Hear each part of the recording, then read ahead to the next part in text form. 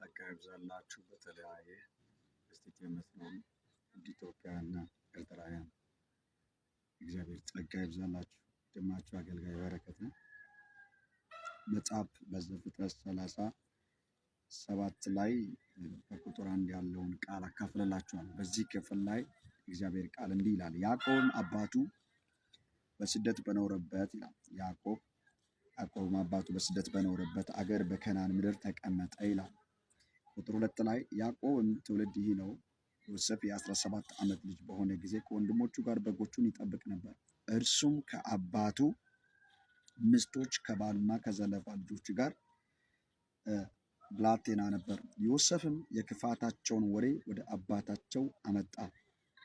ቁጥር 3 እስራኤልም ዮሴፍን ከልጆቹ ሁሉ ይልቅ ይወደው ነበር፣ እርሱ በሽምግልናው የወለደው ነበርና ብዙ ሐር ያጌጠች ቀሚስ አደረገለት። እንግዲያውስ ያዕቆብ አባቱ ይስሐቅ በኖረበት በከናን ምድር ላይ በዛ በእንግዳነት እንደተቀመጠ መጽሐፍ ይናገራል። እና ዮሴፍ የ17 ዓመት እድሜ ክልል ውስጥ ልጅ ገና ለያዕቆብ ሆኖ ሳለ የያዕቆብ ሚስቶች ወይም ዘለፋ ይላል በክፍሉ ላይ እና የሚያደርጉትን ልጆቹ ወንድሞቹ 12ቱ ያዕቆብ ልጆች የሚያደርጉትን ክፋትና ወሬ ዮሴፍ እያመጣ ለያዕቆብ ይናገር ነበር። በዚህም ይላል ያዕቆብ ዮሴፍ የሽምግልናው ልጅ ስለመሆኑ ይናገራል። በስተርጅና ላይ የወለደው ልጅ ነው እና ከ12ቱ ከወለዳቸው ይልቅ አብልጦ ያዕቆብ ዮሴፍን ይወደው ነበር። ስለዚህ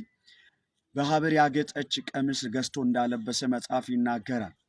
ነገር ግን በዚህ በወንድሞቹ መካከል ምንም ብላቴና 17 ዕድሜ ወጣትም ሆኖ ሳለ አባቱን በሽምግልና የወደደው የሚወደው ልጅ ዮሴፍ ቢሆንም የእግዚአብሔር ፕሮግራም ነበረ። አባቱ ይላል ይህን የሐር ጌጥ በጣም ደስ የሚታሰኝ ልብስ እና ባለበሰው ጊዜ ወንድሞቹ ይላል ቀኑበት ይላል ከለበሰው ነገር የተነሳ አባቱ አብልጦ ይወድ ስለነበረ ዮሴፍን በስተርጅናው የሚያገኘው ልጅ ስለነበረ በሐር ያጌጠችውን ልብስ አለበስ። ከዚህ የተነሳ ይላል ወንድሞቹ ቀኑ ይላል። የሚገርመው ካለበሰው ነገር ተነስቶ ነው ዮሴፍ ወንድሞቹ የቀኑት። ለዚህ ነው መጽሐፍ ሲናገር በዛ ክፍል ላይ ስትመለከቱ ይላል ዮሴፍ ህልምን አለመ ይላል። ከዛ በኋላ ያለው ክፍል ስትመለከቱ ዮሴፍ ህልምን እንዳለመ ይናገራል። ምን አይነት ህልም ስል በእርሻ መካከል ይላል 12ቱ ከያዕቆብ ልጆች ጋር አንድ ላይ ዮሴፍ በአባቱ ርስት እርሻ መካከል ውስጥ ቁጭ ብሎ ነዶ እያሰሩ ነበር። መከር ወቅት ላይ ነዶ ሲያስሩ በህልሙ ያያል። በእነዚህ ወንድሞቹም እያንዳንዳቸውም ታላላቆች ያዕቆብ ልጆች በእርሻ መካከል ነበሩ። በህልም ነዶ ያሰሩ ነበር። በዚህ ነዶ ውስጥ እያንዳንዱ ነዶአቸውን አስሮ ሲጨርሱ አቁሞ እንደነበሩ ይናገራል። ነገር ግን ንፋስ መጥቶ እያንዳንዱን ነዶ ያዕቆብ ልጆቹን የ11ዱን ስጥል 12ኛው የዮሴፍ ነዶ ይላል በሚጥለው ነፋስ ውስጥ ከወደቀበት ተነስቶ እንደቆመ ይናገራል። ልንገር በጌታ በኢየሱስ ከህልማችሁ የተነሳ በየትኛውም ወጀብ ውስጥ ቆማችሁ እንድታገለግሉ የሚረዳ የእግዚአብሔር ጸጋ በሙላት ያገኛችኋል።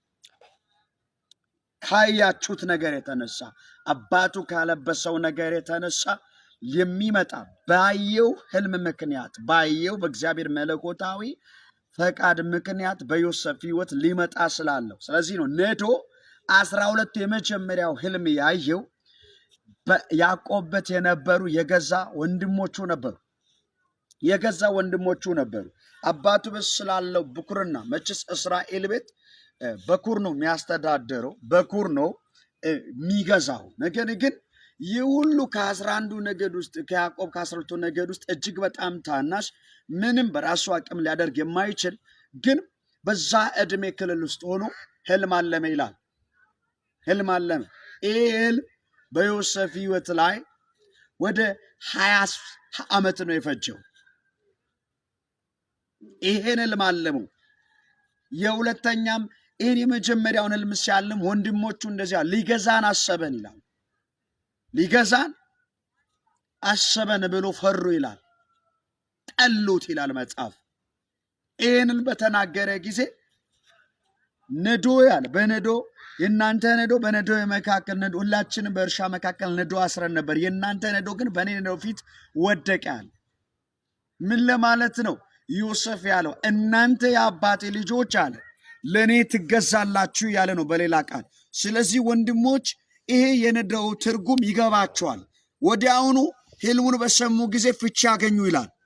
ሊገዛን ይፈልጋል፣ እንዲህ ልትገዛን ትፈልጋለህ ብሎ ዮሴፍን ጠሉት ይላል። አባቱ ካለበሰው ነገር ቀንተዋል፣ ባየው ህልም ጠልተዋል። ለዚህ ነው ሁለተኛ ህልም ሲያልም ጨረቃና ፀሐይ ነው ያለው። ጨረቃና ፀሐይ ተመለከትኩኛል፣ እነሱ ሲሰግዱልኝ አየኋቸዋል። እንግዲህ ጨረቃና ፀሐይ፣ ጨረቃ በሌሊት የሚሰለጥን ብርሃን ነው፣ ፀሐይ በቀን የሚሰለጥን ብርሃን ነው። በየትኛውም ስፍራ አሁን ልክ በዚህ ሰዓት ለእናንተ ቁጭ መልእክት በሚያስተላልፈው ሰዓት እኔ ጋር ፀሐይ በብርሃን ወጥቶ ይታያል፣ ብርሃኗን እየሰጠች። እንዲሁም ደግሞ እናንተ ጋር በዚህ ጊዜ ፀሐይ እያበራ ነው። ዮሴፍ እየተናገረ ያለው ከአባቱ ቤት አልፎ አገዛዙ በምድር ሁሉ እንደሚሆን በህልሙ ተረድተዋል። ስለዚህ ወንድሞች ከዚህ ህልም የተነሳ እንግዲህ ፀሐይን ብርሃንን ለምን ታበራለህ የሚል ማንም አስተዳደር የለም። እኔ ባለሁበት ክልል ዛሬ አልፈልገውም ለምንድን ነው የሚበራው ብርሃንሽን ሰውሪ ማለት አይችልም። የእግዚአብሔር የተፈጥሮ ጸጋ ስለሆነ በስጦታ የእግዚአብሔርን ስጦታ የእግዚአብሔርን ጸጋ ይቀበላል። ክፉም ሆነ መልካምም ልክ ዮሴፍን እግዚአብሔር እንደ ቀትር ፀሐይ በምድር ሁሉ ላይ አገዛዙን እንደሚያደርግ የሁለተኛውን ህልም በዚህ ውስጥ ወንድሞች ሲያውቅ እጅግ አጥብቆ ጠሉት ይላል። እኔ ግን እናገራለሁ አጥብቆ እየጠሉም እግዚአብሔር ከህልሙ የተነሳ ጉልበታችሁን ያጸናል፣ ክንዳችሁን ያጸናል፣ ኃይላችሁን ያጸናል። ለዚህ ነው በነዶ መካከል ነፋስ መጥቶ ስጥል በህልሙ ውስጥ ዮሴፍ ግን የኔ ነዶ ቆሞ ነበራል። የመቆሙ ምስጢር ምን አላችሁ? ከሚያየው ህልም የተነሳ ሊደርስ ያለበት ያየበት ደስቲኒቲ አለ። ወደዛ ደስቲኒቲ የሚያመጣ ህልም አይቷል። አቅማል መለኮታዊ የሆነ የእግዚአብሔር ህልምን ተመልክቷል፣ ተመርጧል። ግን ወደዚህ እንዲደርስ የሚያስፈልግ ኃይል አለ። ወጀብ አለ፣ አዎ። ንፋስ አለ፣ አዎ። ነዶዎችን ጠሏል።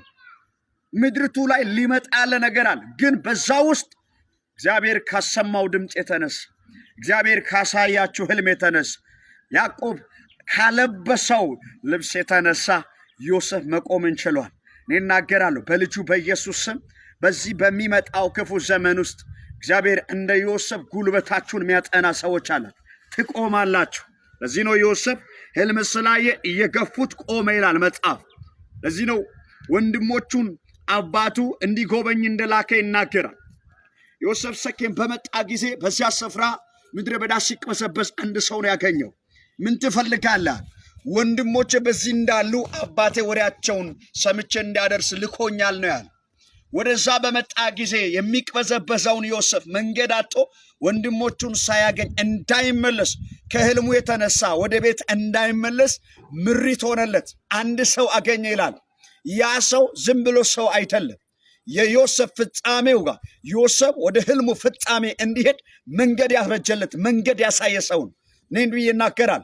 በጌታ በኢየሱስ ምድረ በዳችሁ ላይ እግዚአብሔር መንገድን የሚያሳይ ሰዎችን ይልካል። ያ የእግዚአብሔር መልአክ ነው።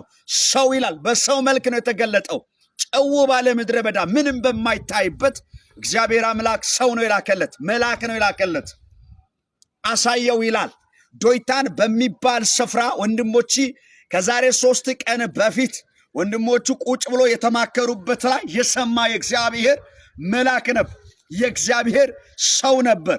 ስለዚህ ወደ ዶይታን አትመለሳል። ህልም አይቶ መመለስ የለም። ህልም አይቶ ወጥቶ መቆም የለም። እግዚአብሔር ወደ ፍጻሜው ይሄድ ዘንድ ይህን ሰው ላክ። ልንገራችሁ እግዚአብሔር አምላክ ጉልበታችሁን ያጸናል። ከህልማችሁ የተነሳ ጸንታችሁ ትቆማላችሁ። እግዚአብሔር ካሰማችሁ ነገር የተነሳ ጸንታችሁ ትቆማላችሁ። ይህን ልበላችሁ መጽሐፍ ሲናገራል። ዮሴፍ ወደ ዶይታን ሲመጣ ወንድሞቹ ከሩቁ አይተው ስላየው ህልም አስተዋሉ ይላል። አየህ ህልመኛው መጣ እንግደላሉ ይላል። ተማከሩ ይላል። ህልሙን ገደል እንክተተው እናስቀራ አይገሳንም ብሎ ተነሱበት ይላል። እኔ እናገራለሁ የሚነሳባችሁ እጅ ከሚትሄዱበት ራእይ አያስቀራችሁም። የተነሳው ሰልፍ እግዚአብሔር ካያላችሁ ፍጻሜ እግዚአብሔር ካየላችሁ ዴስቲኒቲ አያስቆማችሁም። በኢየሱስ ስም ትደርሳላችሁ። ተፈጸመ።